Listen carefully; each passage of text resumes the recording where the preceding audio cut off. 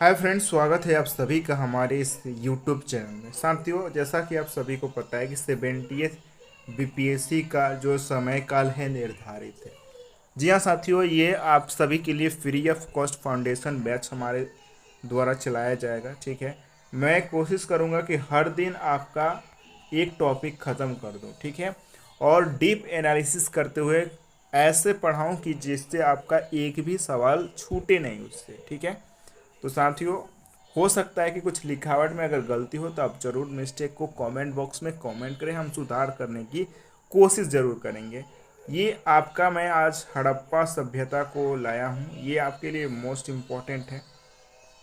Start करते हैं आज का सेशन। हड़प्पा सभ्यता, इसका टाइमलाइन है 2500 से 1750। ठीक है, ये मोस्ट इम्पॉर्टेंट टाइमलाइन आपको याद करना है।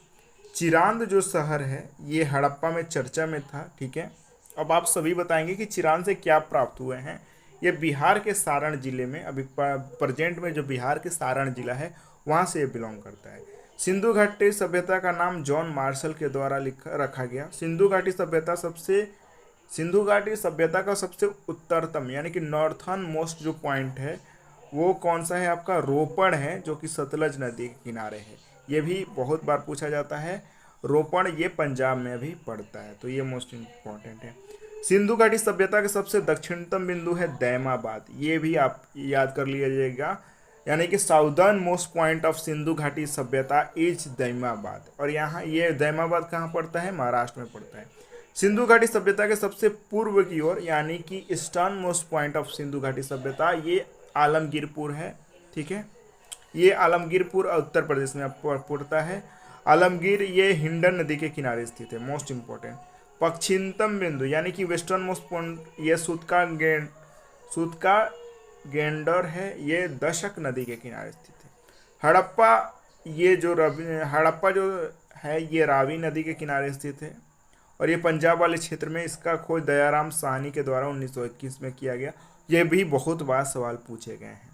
मोहनजादड़ो ये सिंधु नदी के किनारे स्थित है, ये इसकी खोज रखलदस बनर्जी ने 1930 में किया। चनहुदड़ो ये भी सिंधु नदी के किनारे है, ये पाकिस्तान वाले क्षेत्र में पड़ता है। लोथल यहाँ भगवान नहीं भोगवा नदी के किनारे स्थित है, ये अहमदाबाद गुजरात में पड़ता है। कालीबंगा ये घग्गर नदी के किनारे स्थित है, ये राजस्थान वाले क्षेत्र में प्राप्त होते हैं। धोलावीरा यह लूनी नदी के किनारे स्थित है, कच्छ वाले क्षेत्र में ये पाए जाते हैं। हड़प्पा में हमें क्या क्या प्राप्त हुए हैं वो देखेंगे, ये भी बहुत बार पूछे जाते हैं। लिंग, ठीक है, यानी कि मेल सेक्स ऑर्गन्स प्राप्त हुए हैं। वर्जिन गॉडेस के यहाँ पे साक्ष्य मिले हैं, योनि के साक्ष्य मिले हैं। विशाल अन्नागार के भी साक्ष्य प्राप्त हुए हैं। मोहनजोदड़ो से हमें महान स्नानागार यानी कि ग्रेट बाथ प्राप्त हुए हैं। पशुपति महादेव के भी साक्ष्य प्राप्त हुए हैं। यहाँ से अर्धनग्न महिला का भी साक्ष्य प्राप्त हुए।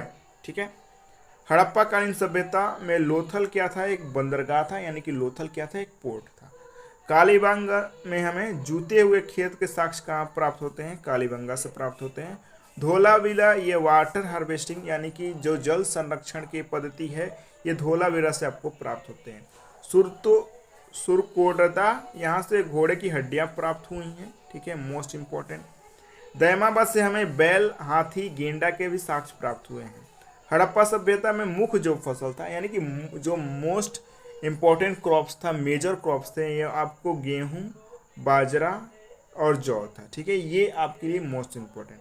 अन्य जो फसलें, कुछ और फसलें भी थी, जैसे कि कपास के साक्ष्य मिले हैं, सरसों के साक्ष्य मिले हैं यानी कि मस्टर्ड, कॉटन के साक्ष्य मिले हैं, खजूर के साक्ष्य यानी कि डेट्स के भी साक्ष्य यहाँ से प्राप्त हुए हैं साथियों। ठीक है, ये मोस्ट इम्पोर्टेंट है। हड़प्पा सभ्यता में हमें भेड़, बकरी, भैंस, बिल्ली, सुअर, हरिन, कछुआ, गेंडा होगा यानी कि राइनासोरस, बाघ, हाथी के भी साक्ष्य प्राप्त हुए हैं।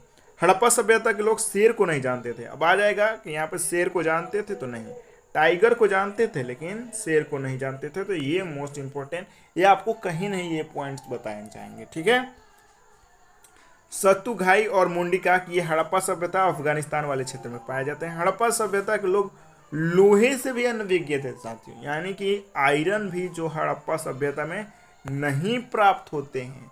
हड़प्पा सभ्यता की मैं और विशेषता बता दूं कि वहाँ के लोग हॉर्स से भी परिचित नहीं थे, भले ही हॉर्स के साक्ष्य प्राप्त हुए हैं साथियों, लेकिन ये हॉर्स से भी अनभिज्ञ थे। तो ये भी क्वेश्चन आपका 68 बीपीएससी में भी आप देख सकते हैं, ये सेम टू सेम क्वेश्चन आया था।